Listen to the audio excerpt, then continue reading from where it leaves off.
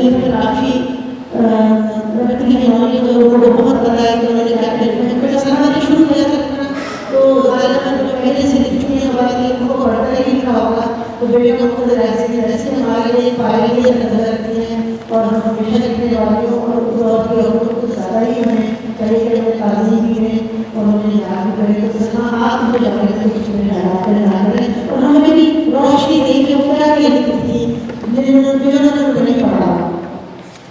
बहुत शुक्रिया Lahore literary festival का कि इनको ख्याल आया कि बेगम अख्तर याजुद्दीन के ऊपर एक सेशन होना चाहिए कि उनके बारे में ना कोई उनकी वफ़ात के ऊपर ना कोई बात हुई, ना किसी ने कोई रिपोर्ट शायद की, ना उनके बारे में कुछ भी नहीं कहा।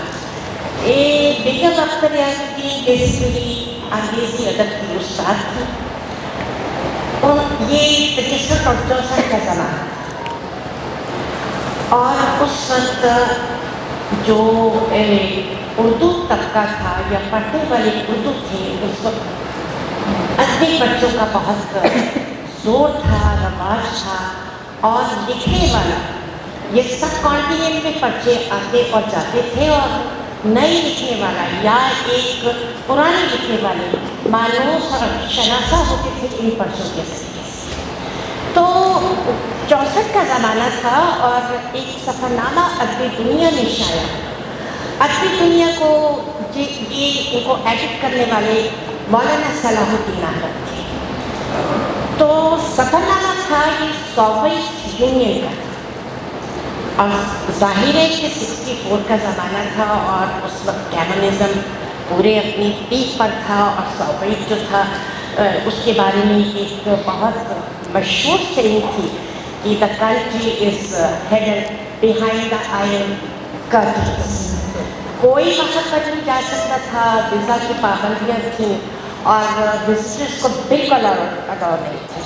ऐसे में एक खातून का ट्रेवलॉग मॉस्को और पीटर्सबर्ग के बारे में छपा। वो इतना खूबसूरत सफ़रनामा था, मेरा ख्याल है 15 या 20 सफ़ात के ऊपर था। इट वॉज अ वंडरफुल मतलब राइटिंग। तो एक यदि ना विदिन मतलब मंथ्स में वो बेहद प्रोमिनेंट है और पूरे सब कॉन्टिनेंट में हुई क्योंकि अदबी दुनिया इंडिया में भी बहुत ज़्यादा था। इसके बाद नेक्स्ट उनका एक और सफ़रनामा जापान के बारे में छपा और ये भी बड़ा खूबसूरत था। फिर लंदन और पेरिस का छपा।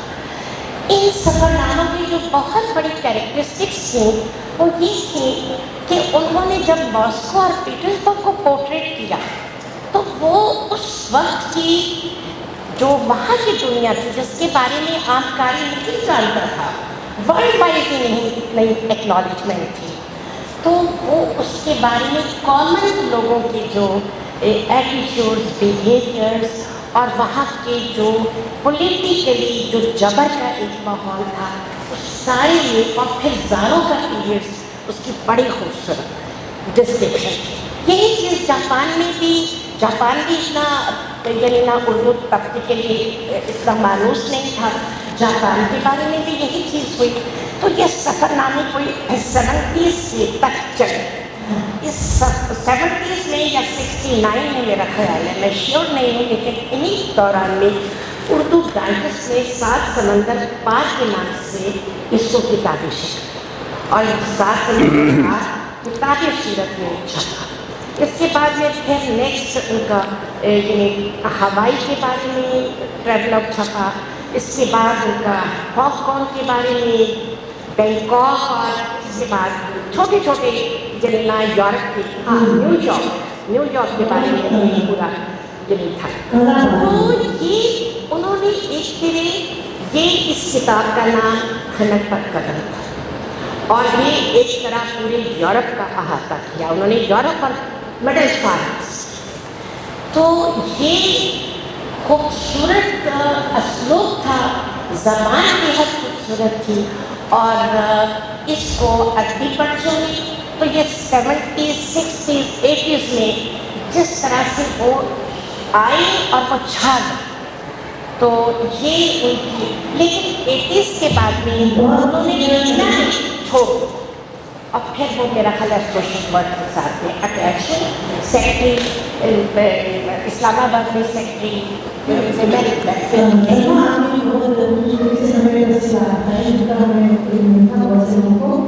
और मेरा लगा कि किसी से आप इंस्पायर होते हैं और आपने जैसा हमने वीडियो शूट किए। अब हम थोड़ा सा दूसरे आपने गोविंद साहब की तरफ हमारे दोस्त और साथी उनकी बड़ी ही ज़बरदस्त आ रही है और इसकी जगह जगह पर ज़्यादा भी हुई है। तो गोविंद साहब जब मैंने इसके बारे में पढ़ा कि जब सफ़र आज से अपने नौजवान में ऐसे भी तो आप चंद रुपये लेकर तो मुझे लगा साइकिलों पर चलते थे पूरी दुनिया में और बड़ा अच्छा लगा। इसी तरह इंसान जब गलियों में घूमता है तो भी करता है कि जिंदगी जाए किसी मुल्क की तहजीब उसकी माशरत और ग्रामीण एजुकेशन अगर सोकर तो कोई नहीं कहा जाता। तो सर आप अपनी किताबों के बारे में बताइए, अपनी दिलचस्प किताबों के जज्बात भी लिखे बहुत जी शुक्रिया नीलम साहबा।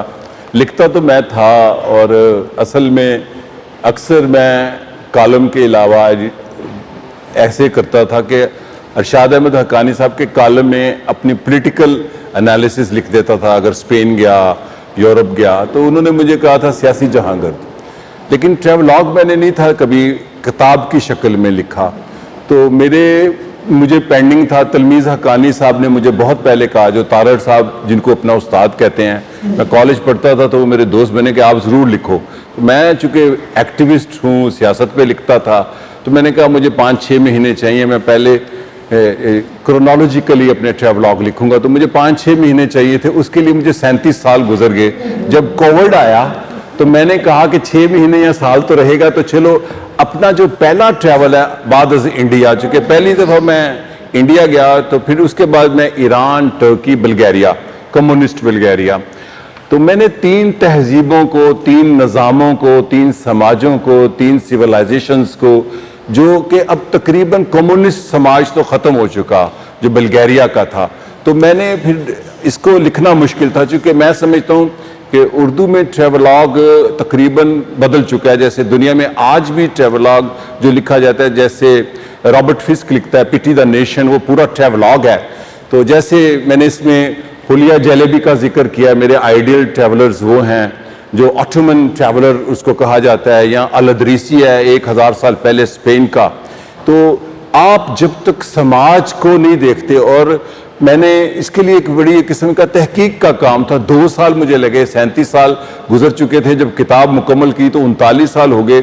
तो मैंने उस कम्युनिस्ट समाज जो कि ख़त्म हो चुका और सड़कों के नाम बदल चुके हैं, उस शहरों के नाम बदल दिए उन्होंने कम्युनिस्ट पीरियड्स के। सफ़र तो मैंने तकरीबन 100 से ज़्यादा किए हैं दुनिया के ममालिक, सिर्फ तुर्की को समझने जानने के लिए 70 दफ़ा तुर्की गया हूँ। लेकिन इसमें मैंने फिर अपने आप को फ्रीज होके उस ज़माने में 83 में जब मैं 22 साल का था, लाहौर से $300 लेके निकला कि उस ज़माने का ईरान नया इस्लामी इंकलाब आ चुका है, खुमैनी जिंदा थे, तुर्की में मार्शल लॉ था, कनान एवरन का जो मैंने पहली दफ़ा टर्की देखा, फिर बल्गारिया जो इसका पीक है। तो इसके अंदर वो दास्तानें हैं, मुझे रोशनी मिलती है इंकलाब ईरान की, वन ऑफ द एक्टिविस्ट थी, फिर उसको सजाए मौत हो गई। तो सफ़रनामा असल में मैं हमेशा कहता हूँ, जो दुनिया का सफ़रनामा मैंने 1000 साल पुराना देख लें, वो जो कंटेम्प्रेरी हिस्ट्री होता है उसको लिखता है सफ़रनामा। तो उर्दू में मेरा ख्याल है सफ़रनामा और तरह लिखा जाता था। तो मैंने कहा मैं अपनी एक नई रवायत डालूं, इसके अंदर सोसाइटी, समाज, लोग, एंथ्रोपोलॉजिकल, उनके टेस्ट, उनकी हिस्ट्री, उनकी रूट्स, उनकी सरजमीन, और वो पॉलिटिकल सिस्टम और वो कैरेक्टर्स जो मिलते हैं। तो मैंने 2 साल लगाए, फिर लिख दिया।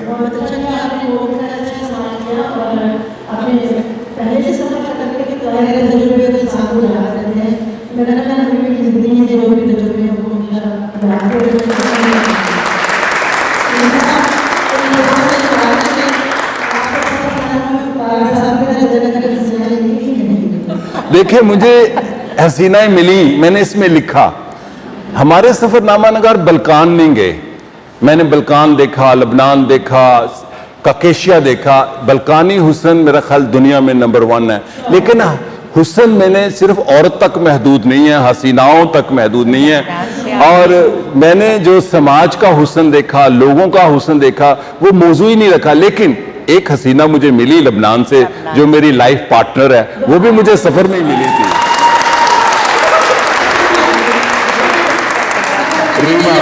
रीमा मेरी बेगम जो है। आप जब जाते हैं तो आप बेस्ट कर लेते हैं। Thank you.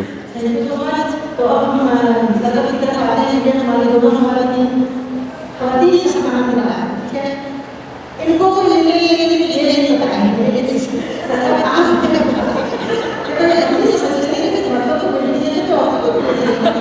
लेकिन ये मिलते हैं हम बता देते हैं।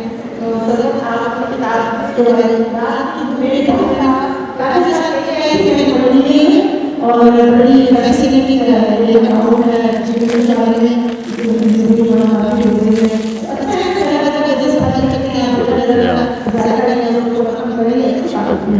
किताब यूँ रखी ताकि लोगों तक जाए।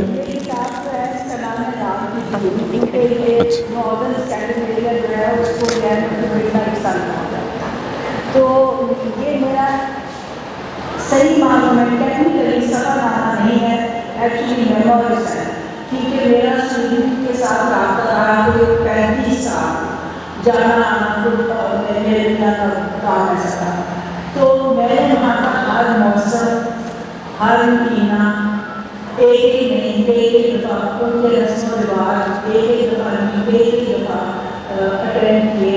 उनके खास जो वहाँ के रस्म रिवाज हैं, मतलब इस किताब में मैंने इट्स अ कंपैरेटिव स्टडी जो हमारे पाकिस्तान की सकाफत है और हमारे रस्म रिवाज हैं उसके साथ कंपैरेटिव स्टडी है। वो इसलिए क्योंकि जब मैंने मैं तो शायर हूँ और मैं शायरी करती थी, ये मेरी पहली नज़र थी। वो इसलिए क्योंकि मेरे साथ दोस्त से इसी तरह तो उन्होंने ऐसी बात हो रही थी तो मैंने उनको उस एक्सपीरियंस के बारे में बताया कि जहाँ पे नॉर्दर्न लैंडलाइन में जहाँ पे 3 महीने थे और 3 महीने तो मैं उनको वो एक्सपीरियंस बता रही थी कि मुझे क्या फील हुआ, मैंने क्या देखा कैसे। तो उन्होंने कहा तुम देखो, मैंने कहा मैं तो नहीं लिख सकती थी, तो मैं तो शायद जो बात आप रस्म के बाद बात सबको करते हैं बहुत 2 लाइन में करते हैं तो मैं कर उन्होंने मेरे ज़बरदस्ती। लेकिन हुआ ये कि उन्होंने मुझे अल्टीमेटम दिया कि हम अगले हफ्ते मिलेंगे और उन्होंने हमें चाहे 5 सफ़े चाहे 10 सफ़े लिख के हमें दे दिया, यही तो बता रहे।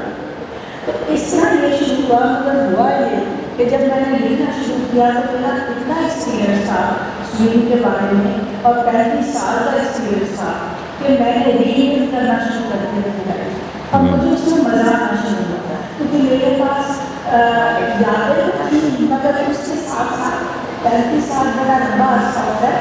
मेरी डायरी उस जमाने में तो ये फ़ोन नहीं होते थे तो डायरी में लिखती थी और तस्वीरें थी मेरे पास मेरी 100।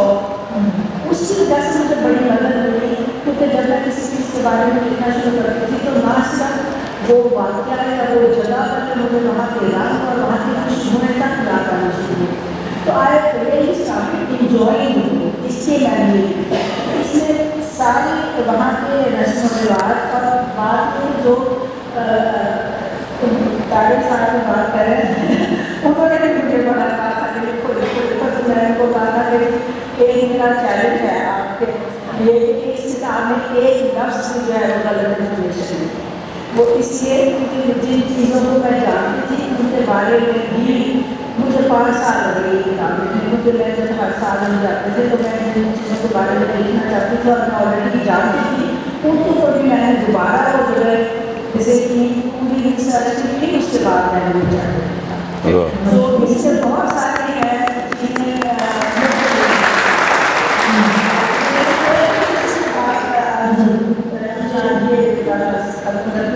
कि जब मैं वहाँ के पुराने बादशाह के बारे में हिस्ट्री है वहाँ के कंपैरेटिव स्टडी जब मैं वहाँ रिसर्च कर रही थी उनका जो हमारा जो अंदरूनी शहर है लाहौर का लाहौर सिटी इसी तरह स्टॉकहोम में है जिसको गामना स्थान करते हैं which is literally old city गामना गामना स्थान। वहाँ के पिक्चर में मुझे इतनी सिमिलैरिटी नजर आई। उसी तरह दरिया उसी तरह 4-4, 5-5 मंजिला मकान और इसी तरह एक दरवाजे के अंदर से जाए तो आगे बिल्कुल मुझे लाहौर लगा। उसके ऊपर मैंने जब ज़्यादा रिसर्च की तो मुझे पता चला कि ये स्वीडिश लोगों को जब मैंने बताया तो वो भी हैरान हो गए कि इस कदर मतलब कि एक ही वक्त में 16th सेंचुरी में जो पुराना वहाँ पे किला बना हुआ था वाइकिंग्स के ज़माने का कच्ची बुनियादों को, यहाँ पर ये जो शाही किला है ये भी मैंने के ज़माने में कच्ची बुनियादों पर बना था। 16th सेंचुरी में वहाँ का सबसे मशहूर बादशाह जिसको वो भी कहते हैं गुस्सा बासा द ग्रेट और हम भी कहते हैं अकबर द ग्रेट, वो एक ही वक्त में थे। उन दोनों ने वहाँ अपने नए रेजिडेंसेस बनाए उन्हीं कच्ची बुनियादों पर और अपने रेजिडेंशियल पैलेसेस बनाए, वहाँ आके वो रहे। तो मुझे इतनी सिमिलैरिटीज नजर आई, तो जो कुछ वहाँ होता है इतनी दूर दराज कहाँ ये कहाँ, उस ज़माने में तो ना 16th सेंचुरी में फ़ोन होते थे ना तो ट्रैवलर उधर जाते थे, पर इतनी सिमिलैरिटीज एक ही वक्त में वहाँ पर भी जलाया जा रहा है, शायद यहाँ पर भी जलाया जा रहा है, ऐसे जैसे आबाद हो रहा है। तो ये इस साल काफ़ी मुझे मज़ा आया इसमें। आपकी बात सुन मेरे ज़हन में ये आ रहा है कि इंसान तो इंसान है जैसा भी है जहाँ भी रहता है कहीं ना कहीं एक चीज़ है वो एक जैसे होती है, कोई किसी कल्चर में कोई किसी कल्चर में, लेकिन वो उसकी कुछ बेसिक चीज़ें जैसे वैसे बनाता है वैसे डिश बनाता है ये जरूर है। लेकिन आप उनके साथ बात बताइए, आपने इतने ज़्यादा लोग देखे तो आपको कभी ऐसा लगा किसी ग्रुप में कि हमारे घर से मिलता जुलता लगता है या आपको सबसे ज़्यादा फर्क कंट्री कौन सी है? देखें, बात यह है कि मैं बेसिकली अपनी ट्रैवलिंग में रीडिंग में भी सिविलाइजेशंस का स्टूडेंट हूँ। इंसानी तहजीब का इर्तिका एक जैसा हुआ। अभी मैं गोबैकली तपे गया था, अब 93 में जब गया तो वो भी खोला नहीं था, लेकिन उसको तलाश कर चुके थे। जो गोबैकली तपे है और चतल हायूक है वो इंडस से मुख्तलिफ नहीं है, खुसूसन चतल हायूक जो तुर्की में है। इसी तरह जो सुमेरी तहजीब की अर्ली स्टेजेस हैं, 12,000 साल पुरानी दुनिया की पहली बस्ती वो मैंने देखी, जो 9,000 साल पहली बस्ती वो देखी, और एक नई बस्ती जो भी टूरिस्ट के लिए नहीं खोली वो है काराहान तपे सीरियन बॉर्डर के साथ। तो इंसानी तहजीब का सफ़र एक ही जैसा है, उसके अंदर जो असरात होते हैं वो मौसम और जियोग्राफी की वजह से होते हैं। वो जो चतल हायूक है खुसूसन जो 9,000 साल पुरानी बस्ती है, कोनिया के करीब है, तो वो अगर देखें तो वो इंडस के करीब करीब लगती है। इंडस 5 से 7,000 साल पुराना है। तो ये जो हम कहते हैं ना जी, अक्सर आजकल मैं लाहौर भी बाहर देखता हूँ, फिर लोग जाते हैं जी तंग गलियाँ पूरी दुनिया में हैं। आप शाम में चले जाएं, आप इस्तांबुल में चले, आप बल्गारिया में चले जाएं, मैंने इसमें बताया है, आप वारना में चले जाएं। फिर हम पाकिस्तान में चूँकि इंटेलेक्चुअली स्वीपिंग स्टेटमेंट देते हैं, दुनिया का सबसे बड़ा, एशिया की सबसे बड़ी चीज़, तहजीब में भी हम ऐसी ग्लोरीफाई करते हैं और डिस्टॉर्ट करते हैं। मसलन दुनिया का सबसे बड़ा सोने का खजाना जेवरात का है, उसका मैंने जिक्र किया, जो मिस्र में भी नहीं है, जो सुमेरियों के जेवरात 6,000 साल पुराने जेवर, और वो यही जेवर है जो हमारी आज खवातीन ने कुछ पहने हुए हैं। तो इंसान की जो इर्तिका है जहन की वो एक जैसी है, इंसान एक है। मुझे अक्सर पूछते हैं जब मैं सोशल मीडिया पे डालता हूँ एक बात, केड़ा मुल्क है, तो मैं कहता हूँ मैं मुल्कों से आज़ाद हो चुका हूँ, मैं ज़मानों में घूमता हूँ, मेरे लिए मुल्क नई सियासी सरहदें हैं, मुल्क नहीं है। इसको आप कह सकते हैं ये अनातोलिया है, ये सुमेरी है, ये बेबीलोन है। तो मैं मुल्कों से आज़ाद हूँ, कौमों से भी आज़ाद हूँ, मैं इंसान को एक समझता हूँ। और मैं ट्रैवलिंग में एक मकसद के लिए भी करता हूँ कि इंसान की रूट्स, तारीख, तहजीब, तमद्दन, ये हम जो खाने पीने हैं ना, ये बड़ी मुमासलतें हैं, कभी और बात करेंगे। इंसान खाता भी एक जैसा है। अब ये लाहौर में लड्डू पीठियाँ वाले हैं, इसकी रूट्स मैंने ढूंढी, ये बिल्कुल वही है जो हम वो जो लबनानी खाते हैं खाना, क्या उसको बोलते, फलाफिल, सेम टेक्नोलॉजी है, जरा फ्लेवर का टेस्ट है। अब ये शीर माल है, ये ईरानी आज़रबाईजानी खाते हैं, तो चीज़ें मिलती हैं इंसान की, शरबत मिलते हैं, खाने मिलते हैं, चावल मिलते हैं, रोटियां मिलती हैं। तो ये जो एक इटालियन पोइट की मैंने एक शायरी तर्जुमा करके लगाई कि तुम अगर अपनी तहजीब में ही रहते हो कि समझते हो कि सराइकी खूबसूरत है तो आपने दुनिया नहीं देखी। दुनिया की हर जबान खूबसूरत है, हर इंसान खूबसूरत है, इंसान ने जहां जहां तरक्की। और हाँ, एक बात आखिरी करूं, मुझे कहते हैं जी तहजीब क्या होती है। मैंने कहा जैसे इंडस वैली तहजीब याफ्ता थी तो उस वक्त दुनिया में कहीं जाहिल भी रहते थे, जैसे आज भी दुनिया में कहीं जाहिल रहते हैं, कहीं मगरब में तहजीब है, दुनिया में ऐसे खित्ते आज हैं जहां जाहिल रहते हैं, तो वो तरक्की याफ्ता तहजीब नहीं है। तो इंसान एक जैसा है, उसकी मुमासलत होती है। सारे कंप्यूटर में पढ़ने से गाँव में चले गए, कसरत है और हमारे तकरों से लड़ रहे हैं सारे एक दूसरे से, तो आपको है ये बड़ी खूबसूरत बात है। अक्सर ये हम मिलने वाले जो भी हम कोशिश करते हैं, हमारा मकसद ये है कि दुनिया को कभी भी जोड़ा जाए और जाना जाए, ना जानने की क्या होती है। तो कभी आप इंसानों से इंसान कनेक्ट होते हैं, हमारा कनेक्शन भी नहीं है, इसलिए दुनिया की खुशी रहती है। और सफर तो बहुत बड़ा रोल है कि आपको पता है कि आपको बताते हैं कि कैसे है। और मुझे जो मैंने से सब नामा लिखने वाले करने वाले भी याद आ रहे हैं, आपको बोलो कभी जो बता सेशन हुआ तो वो भी बड़े कमाल के लोग हैं। उस ज़माने में सहूलतों में, मुसीबतों में, और हाँ ये बात है कि जाके बिजली से आगे रह जाते थे, आपको वक्त के साथ पेश कर रहे हैं। तो सपना में आपसे की का सफर आना का हाल ही आता है, ये एक नई चीज़ है, क्योंकि हम लोग दुनिया के दूसरे ममालिक में जाते हैं कि आज के ममालिक में, लेकिन चीन का सफर इतना ज़्यादा अब लिखा नहीं जाता, जैसे होके माजी में लिखा जाता है। और आपने यकीनन जब देखा होगा आज का चीन, आपके शिवानी जी को भी याद किया होगा, आपको कुछ शिवानी बातें याद आई होंगी जी की, जैसे मुझे नहीं याद है वो लड़कियों के मामलों को डाल देते थे, तो भी तो वो तकलीफ होती है और उनको गोरों नहीं करते थे। आपने ऐसी कुछ चीज़ें देखी कि वो नए चीज़ें हमारे लिए आपको कुछ फर्क महसूस हो रहा है।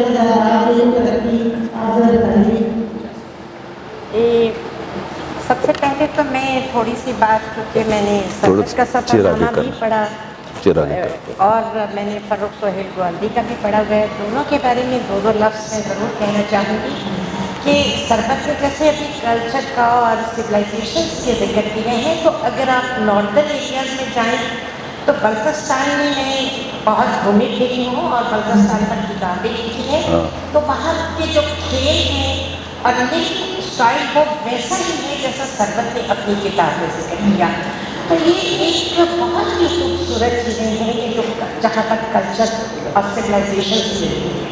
और इस तरह से तो ये एक बहुत खूबसूरत सफरनामा सरबत में स्टूडेंट के बारे में, क्योंकि एक लंबा पीरियड भी वहाँ रही, तो इसलिए ये एक बहुत खूबसूरत किताब है। इसी तरह से फर्रुख की किताब जो है, यहाँ पर इनका बंगाली का जो सफ़र है वो पढ़ने से था और मैंने उसको इतनी महवियत से पढ़ा था कि मैं आपको बता नहीं सकती हूँ कि जिस तरह से इन्होंने उस सारे मनाज़िर को डिस्क्राइब किया। बाकी ये है कि जो चाइना का है, जैसे कि नीलम ने कहा है कि वो जो औरतों का था वहाँ पर माशाल्लाह से 20वीं सदी के दहाई में जो औरतें थीं और उन्होंने जो रेवोल्यूशनरी पोइट्री लिखी और अपनी गर्दनें कटवाई, वो छोई चंद थी और उनके साथ में 2 ख़वातीन और थी। तो ये वो इनकलाब था जो ग्रेजुअली चीन में आया, माओ ने इसको आगे बढ़ाया और इसके बाद में फिर ये चलता है। और सच्ची सी बात है कि चाइना ने बेहद पी काटी है, जिसको कहते हैं कि पी कटी। और आज अगर वो दुनिया के सुपर पावर को चैलेंज कर रहे हैं तो उसके पीछे उनकी अनथक मेहनत, अनथक। जब हम 60s और 70s के ज़माने में जब हम वहाँ पर आधा किलो चीनी एक फैमिली को, जिसके 6 मेंबर्स होते थे, उनको 6 अंडे और आधा किलो चीनी राशन पर मिलती थी और उस कौम ने बहुत बहुत सेक्रीफाइस। आज वो फल का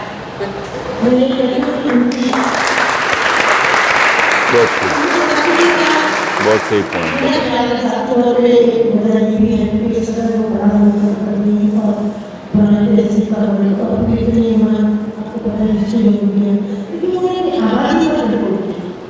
बच्चे कम दिए और इस तरह वो सफल हुए, उनका सफर आसान हुआ कि आप तो तरक्की के लिए मनाने लगे हैं, बड़े बड़े नंबर के मालिक भी उनसे डरने लगे हैं, उनसे मौजूद है, क्योंकि वो तरक्की के लिए जिनको रोक नहीं सकते। तो मेरा ख्याल है कि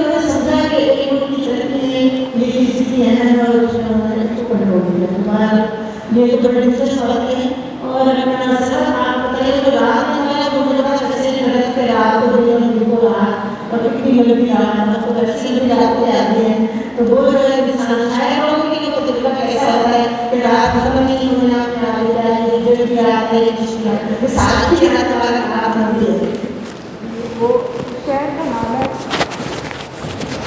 ट्रूसो और वो जो फिनलैंड और नॉर्वे और स्वीडन है उनका जो ऊपर नॉर्थ पोल के एरिया जो इलाका है ना उसको लैबलैंड कहते हैं, वहाँ लैब्स कहते हैं। वहाँ पे वो ये फर्क नहीं डालते कि हम स्वीडन में हैं या हम नॉर्वे में हैं या फिनलैंड में हैं। वो वहाँ अपनी वो शाख छोड़ के वो लैब्स कहलाते हैं जिनको हम यहाँ पर बचपन स्कूलों में एस्किमोस कहते थे जो बर्फ में घरों में रहते हैं। और उनका अपना कल्चर, उनका अपना रस्म रिवाज, उनके अपनी बहुत जो सारे डिटेल में पहले से लिखा हुआ है। हम लोग वहाँ गए और मैं और मेरे मियाँ मेरा बेटा था तो हम जब वहाँ पहुँचे तो हमने वहाँ रहना था 2 दिन और 1 रात। तो वहाँ पे दिन खत्म ही ना हो दिन खत्म ही ना हो जब रात के 9 बज घड़ी के हिसाब से 9 बजे तो भाई तो जैसे सबका सूरज था और बच्चे बाहर बहुत सारे बाहर राम ने लास्ट चाहते बता अम्मा को गिरा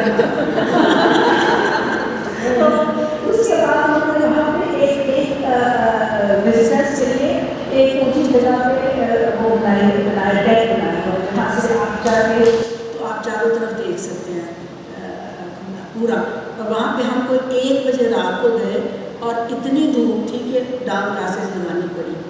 जब वहाँ पे हम उस लिफ्ट में ऊपर जा रहे थे तो वो एकदम ये बड़ी इंटरेस्टिंग चीज़ है कि वो एक खास ऑल्टीट्यूड पे पहुँच के ना ट्री लाइन खत्म हो जाती है और वहाँ उससे ऊपर कुछ उगता नहीं।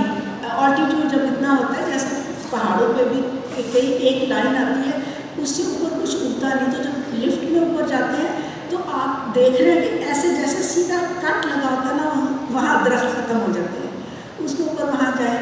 तो बहरहाल वहाँ से जब हम वापस आए तो होटल पहुँचते पहुँचते कोई 2:30 बज गए थे। तो मेरे मियाँ ने तो अपना वो काले पर्दे आगे करके वो तो सो गया। मुझे नींद ना आया क्योंकि बाहर मुझे चिड़ियों की आवाज़ें आ रही हैं और बाहर पूरी धूप फैली हुई है। तो मैं कहूँ कि कैसे सो सकता है इंसान। तो मैं साथ वाले कमरे में बैठा था, मैंने उसका दरवाज़ा नॉक किया। मैंने कहा बेटा वो निकला तो उसने भी अभी कपड़े पहने। मैं कहा तुमने कपड़े नहीं बदले सोए नहीं। कहता अम्मा कैसे सो सकता हूँ इतना ये तो दिन चढ़ा हुआ। तो मैंने कहा आ जाओ मेरे साथ हम बाहर निकलते हैं। मैंने देखना ये है कि आखिर ये सूरज जाएगा कहाँ। अब ये रात है तो आखिर ये सूरज कहाँ जाएगा, कब जाएगा, इधर से चढ़ता है इधर उतरता है। तो हम सुबह के 5 बजे तक बाहर घूमते रहे। एक और बात मैं वहाँ पे बताऊँ कि वहाँ पे ये बाल्टिक सी है ना और उसके आगे और मतलब सारा इतना हसीन जो आप बात कर रहे हैं ना कि हुस्न सिर्फ मतलब कि औरत का या खाने का या कपड़ों का नहीं होता है कि एक जो नेचर का हुस्न होता है ना वो तो आपको ऐसे शहर में ले जाता है कि जिसकी हालत। वहाँ पे जो दरख्त हैं और जो पत्थर हैं वो है ऊंचे पहाड़ों जैसे, जो ऊंचे चीड़ के दरख्त हैं लंबे जो आपको बहुत ऊंचे पहाड़ों पे नजर आते हैं और साथ समंदर है। ये इतना अजीब कॉम्बिनेशन था कि समंदर के साथ तो हम उसकी तरह के दरख्त और पत्थर नहीं देखते। बाहर आना देखते रहे। सूरज जो था वो हमारे सर के ऊपर ऐसे बस सिर्फ घूमा क्योंकि सूरज तो यहाँ था, दुनिया घूम रही थी, हम नॉर्थ पे थे तो हमें ऐसे लगे जैसे सूरज सर पे घूम रहा है। दूसरे दिन वहाँ की एक लोकल लड़की थी, उसको मैंने पूछा कि तुम मुझे ये बताओ मैं सारी रात जागी हूँ तो सूरज तो हमारे सर के ऊपर घूम रहा था, तो तुम्हें कैसे पता चलता है कि ये अब दिन है या ये अब रात है, क्योंकि 3 महीने सूरज ने तो वहीं रहना। कहती है जब सूरज इस तरफ होगा तो वो दिन के 12 बजे और जब इधर होगा तो वो रात के 12 बजे और सारे काम उसी तरह चलते हैं, सारे काम चलते हैं। स्कूल उसी तरह छोटे छोटे बच्चे जाते हैं, घड़ी के हिसाब से सब कुछ होता है। फिर जब सूरज गुरूब होता है ना, सितंबर में गुरूब होता है तो फिर वो मार्च में निकलता है, तो वो अंधेरे में फिर भी वैसे ही चलती जाती है दुनिया। मतलब उनका सारा निज़ाम, बच्चे स्कूल घड़ी के हिसाब से जाते हैं। मगर टेक्नोलॉजी में इतना एडवांस वो था कि ये नहीं कि 3 महीने की रात है, सबसे पहले वो जो ये रिमोट डॉक्टर्स देखते हैं ना कि ऑपरेशन कैसे हो रहा है, वो वहाँ से शुरू हुआ था कि अमेरिका में कोई ऑपरेशन हो रहा था वहाँ से वो करते। तो बड़ी बहुत कई किस्म की अजीबोगरीब चीज़ें हैं, उसके ऊपर पूरा चैप्टर है। और फिर बस इससे ये अंदाज़ा होता है ना कि दुनिया कितनी मुख्तलिफ और कितनी खूबसूरत और कितनी हैरत अंगेज़ है। कहीं ना कहीं कुछ भी हो रहा है और हमें नहीं भी पता तो हो तो रहा है ना। तो अगर हम इस काबिल है कि हम जाके देख सकें तो बड़ी हिम्मत भी बताना भी चाहिए। और मुझे थोड़ी सी छोटी सी बात याद आ रही है कि मुझे भी जब पता लगा एक बात का, एक दफ़ा मैं बल्तिस्तान गई थी सलमा के साथ, तो मैंने वहाँ देखा कि कोई फर्नीचर होता ही नहीं इसके घर में, ना कोई बेड ना कोई कुर्सी ना, बल्कि हम लोग को तो मुसीबत पड़ गई। हम लोग तो घुटनों के मरीज़ थे, तो हम तो मांगे कुर्सी, हम मांगे सोफ़ा, वहाँ कुछ है ही नहीं। उसके बाद फिर ये कि बाथरूम के मसाइल अलग थे। खैर तो मैंने ये अंदाज़ा ये लगाया कि और सबके घर पहाड़ों पर है और बूढ़े हमसे भी बूढ़े भाग भाग के चल रहे हैं, औरतें भी चल रही हैं और हम हाय हाय हाय करें। तो मैंने फेरी पे मैं पहुँची, मैंने कहा ये अंग्रेज़ों ने हमें कुर्सियाँ सोफ़े और ये देख के ना बेड वगैरह तो हमें नकारा कर दिया। हम लोग ना ऊपर चढ़ सकते हैं ना ज़मीन पे, हम से नीचे से उठो तो उठा नहीं जाता। तो ये देखें कि ये किस तरह इर्तका होता है, क्योंकि ये तो अंग्रेज़ों का तोहफा है, कुर्सियाँ सोफ़े। तो मैंने कहा इन्होंने हमें इस तरह से भी ज़ेर किया है, ये मेरा कहना था। जी आप लोग अगर एक एक सफ़ा अपने नमूने के तौर पे सुना दें जो आपका सबसे दिलचस्प सफ़ा होगा। चलिए फिर एक्सटेम्पोर सुना दें। मैं रेड लाइट एरिया में चला गया इस्तांबुल, मुझे रोज वो कहता था कि जाओ, उसका है चैप्टर। तो वहाँ से जो भागा, जो मुझे पता था मेरे पास $250 रह गए, मैंने यूसुफ जन्नत देखनी है इस्तांबुल के तकसीम की गली में। मुझे रोज होटल वाला के यू हैप्पी देयर, मैं कहता हूँ, मैंने कहा मैं तो कम्युनिस्ट पर जा रहा हूँ यूसुफ जन्नत देखने। That is not paradise, paradise is here. तो मैं चला गया था और उधर से कोई भाग नहीं सकता, उनके जो कार्ड होते हैं 5-6, मैं अपनी बेगम को अपनी ले जाते इस गली से भागा था। तो मैंने जब भागा और वो मैंने 2 चीज़ें पढ़ी हुई थी, क्योंकि मैं एक्टिविस्ट हूँ। जब आपको गोली चले तो ज़िगज़ैग होकर भागे। 6 अप्रैल को मेरे पे गोली चली, जब सरकार ने नमाज़ जनाज़ा हुई है जहाँ पे जहाज रखा है, तो मैं ज़िगज़ैग भागा और वो गोली चलाने वाला पुलिस वाला देखता रहा ये कैसे भाग रहा है। तो दूसरा मैंने पढ़ा था पीछे मुड़ के ना देखो। तो जब मैं भागा तो पहले एक गली में गया, फिर ज़िगज़ैग आगे पीछे। तो वहां पर मैंने ये लिखा है अपने इसमें कि लाहौर में तो पंजाब पुलिस पीछे लगती थी, यहाँ इस्तांबुल के पिम्प्स मेरे पीछे लगे हुए हैं। तो फिर वो भागते हुए मैं बिल्कुल एक मूसलाधार बारिश हुई, 1.5-2 घंटे भागता रहा और मेरा फेफड़े फटने वाले थे। तो लोग डर गए कि ये कौन है। रात 11 बजे इस्तांबुल का एक बियाबान इलाका था और मैं 12-1 बजे जब होटल पहुंचा तो मेरा वो कहरमान मर गया हुआ है उस होटल में जाता हूँ, अभी 83 की बात है। तो कहता है what happened with you mister Farooq.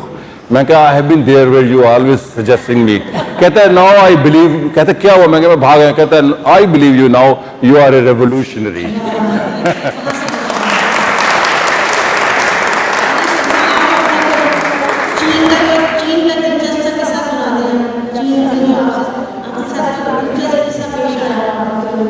चीन में आपके साथ कोई बहुत दिलचस्प किस्सा पेश आया हो कि किताब में लिखा हो या आपने जो चीनी तर्जुमा किया शायर का, छोटी सी हमें कोई सतत सुना जो आपको याद हो। इनका मैं बड़ा मदाह हूँ। पहले मैं बता दूं, औरतों में सयाह ये कमाल की हैं।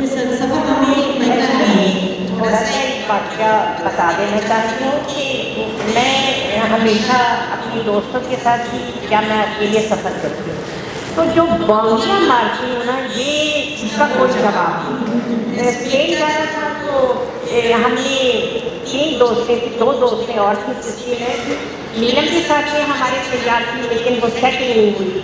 और अब इन्होंने हमें अपने एजेंट के पास रेफर कर दिया कि टिकट ऑफिस से टिकट ले लिया। लेने के बाद में पहुँच गए। अब मैड्रिड में होटल के में खड़े हैं और उसको बता रहे हैं कि जनाब हम आ गए हैं, तो अब कमरा नंबर बता दें। वो उसने देखा, देखने के बाद तकरीर पर तो कहता है कि 16 अक्टूबर को हम वहाँ पहुँचे। उसने कहा आपकी बुकिंग 16 नवंबर की है। अब 3 औरतें जा रही हैं और तीनों में से किसी ने ये लिखा कि आपकी बुकिंग जो है वो आप 16 अक्टूबर को जा रही है और आपकी बुकिंग 16 नवंबर की। तो आप ये है कि आप सिचुएशन को आप खुद रियलाइज करें कि क्या सीन हो गई उस वक्त। क्रेडिट कार्ड नहीं था, इन्होंने छोटे में कैश भर लिए, क्रेडिट कार्ड नहीं है जगह मैंने कहा मैंने कहा था कि मैं क्रेडिट कार्ड दे देगा, ये अपने टोकरी में पुराना मैंने टोकरी ले लेते हैं। तो इस किस्म की प्रॉब्लम जो है वो बहुत सारी जिंदगी में। चाइना में भी हुआ कि मेरी बेटी वहाँ एम्बेसी में थी, उनका हस्बैंड एम्बेसी में अटैची था के तौर पर उसकी पोस्टिंग हुई थी, तो उन्होंने मुझे प्रोटेक्ट कर लिया, लेकिन मैं दिल हिला रही थी कि मैं पंजा छुड़ाऊँ और मैं भाग जाऊँ इनकी कैद से। अब वो डर रही है कि माँ जो है वो उसको माँ को ये क्या करेगी, भूल जाएगी। मैंने कहा तुम लोगों को नहीं पता, मेरा तो सफ़र करने का तरीका ही यही है कि मैं खजल होती हूँ, भूलती हूँ, बल्कि खजल खराब होती है। हाँ खजल खराब हो। तो इस किस्म के एक्सपीरियंसेस थे कि ज़रा मैं कह सकती हूँ कि मेरे 20 सफ़रनामों में या 25 सफ़रनामों में ये सबसे सफ़रनामा वो था जो मुझे आसाइशों के साथ हुआ और जो मुझे कबूल नहीं थी वो था। बस ये मेरा ख्याल है कि मैं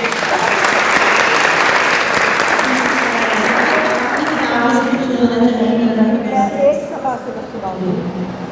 ये चैप्टर है वाइकिंग्स के बारे में। करीब हो जाए।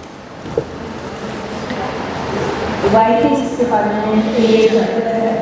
वाइकिंग्स के वो लोग थे जो 9th और 10th सेंचुरी में थे, और वो बड़े जंगजू और वो सी फेयर्स थे, उस मामले में तो वो चीज़ें नहीं होती थी 9th सेंचुरी में। उनके पास बड़ी बड़ी किश्तियाँ होती थी, उनमें वो किश्तियों में जाते थे, लूट मार भी करते थे और फिर उनको भी जाके रह जाते थे। मगर उसका बहुत बड़ा फायदा ये होता कि वो तहजीब कहाँ भी ले आते थे और अपने यहाँ छोड़ आते थे, खाना पीना सारे। तो वाइकिंग्स का बड़ा इम्पोर्टेंट मामले है। तो वाइकिंग्स को पूरा चैप्टर है, लेकिन वो मैं वाइकिंग्स से ज़्यादा मैं एक आपको सिर्फ एक सफा सुनाना चाहूँगी कि वाइकिंग्स जो खुद ही सितारे और नकल मकानी करने वाले परिंदों की उड़ान को लेकर सब का तयन किया करते थे, इस बात से वाकिफ थे कि जहाँ तमाम सितारे अपनी जगह तब्दील करते हुए नजर आते हैं, वहाँ खुद ही सितारा हमेशा एक ही मुकाम पर रहता है, दूसरा नेविगेट करते थे, जिसे देखकर सही सब का अंदाजा लगाया जा सकता है। वो जानते थे कि नकल मकानी करने वाले परिंदे इस मौसम में कुछ करते हैं और कौन सी रुत में वापस लौट कर आते हैं। उनका मुशाहिदा उन्हें ये भी बताता था कि ये परिंदे हमेशा एक ही रास्ता प्यार करते हैं, मगर ये नकल मकानी करने वाले परिंदे उन्हें कौन बताता है कि हजारों मील के फासले पर उनकी मंजिल तक पहुँचने का सही रास्ता क्या है। वो कैसे जानते हैं कि इस तवील सफर के दौरान उन्हें कितना रास्ता उड़ने के बाद किस मकाम पर गुलाम मिलते हैं। उनके अंदर ऐसे कौन से रास्ते और नेविगेशनल सिस्टम मौजूद होते हैं जिनकी मदद से वो पूरी आसमान और लामहदूद उसको नीलम को दे 3 दिन और 3 रातों तक लगातार उड़ते रहने की सलाहियत रखने वाले ये परिंदे सब के सब प्रवास के दौरान किस तरह अपनी रफ्तार विस्तार रखे। फिर अगर उन्हें कमजोर बीमार पर मिलता है तो उससे अकेला भी नहीं छोड़ते, बल्कि एक और परिंदा उसकी नीचे उतरता है और उस वक्त तक उसका साथ देता है जब तक वो बीमार या कमजोर रहेगा, दोबारा हो जाए या दम तोड़े। तब उसका वो साथी परिंदा इंतजार करता है उस वक्त का जब परिंदों की कोई दूसरी टोली वहाँ से उड़ती हुई गुजरे और वो उसमें शामिल हो सके। इसलिए इन परिंदों में कभी कोई अकेला तन्हा प्रवास नहीं रहा। शायद उसी एक अकेले परिंदे की तन्हाई की भूख है जो हमें हमारे यूं सुनाई देती है कि सहयोग खून की चलने की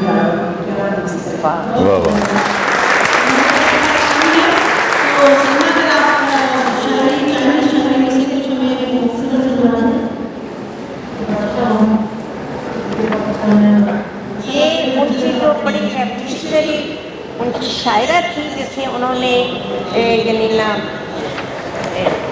अच्छे दिन दिहाड़े उन्होंने उसकी गर्दन काटी थी, तो उसकी तरह चंद उसकी सुन लीजिए कि वो क्या कहती है, उसने क्या कहा मर्द के बारे में। उसके जो है,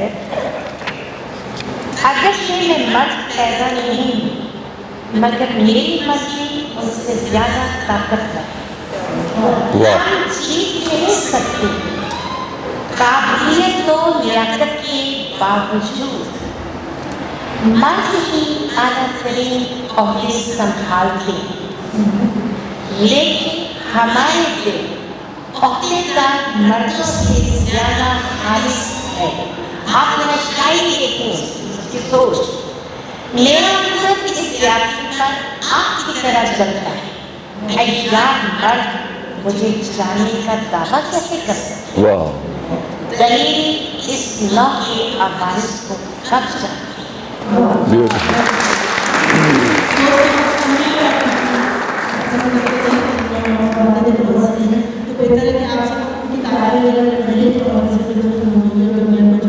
किताबें पढ़ा करें। शुक्रिया, आप सबका शुक्रिया, थैंक यू।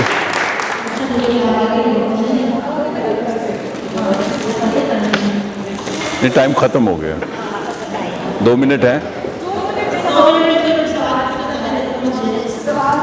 सवाल पूछ ले फटाफट।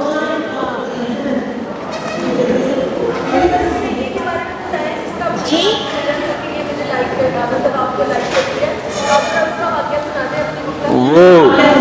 वो एक लड़की थी और एलीट की टर्किश लड़की थी, तो उसके भाई की जिम्मेदारी थी मेरा इंटरप्रेटर बना था। तो वो लेफ्ट के लोग थे और मैं उनके घर पहुंच गया जैसे टूरिस्ट पहुंचते हैं। तो उसने कहा मेरी बहन ने तुम्हें पसंद कर लिया है, तो शादी करना चाहती है। तो मैंने कहा नहीं, मेरी अम्मी पसंद करेंगी, मैं नहीं करता।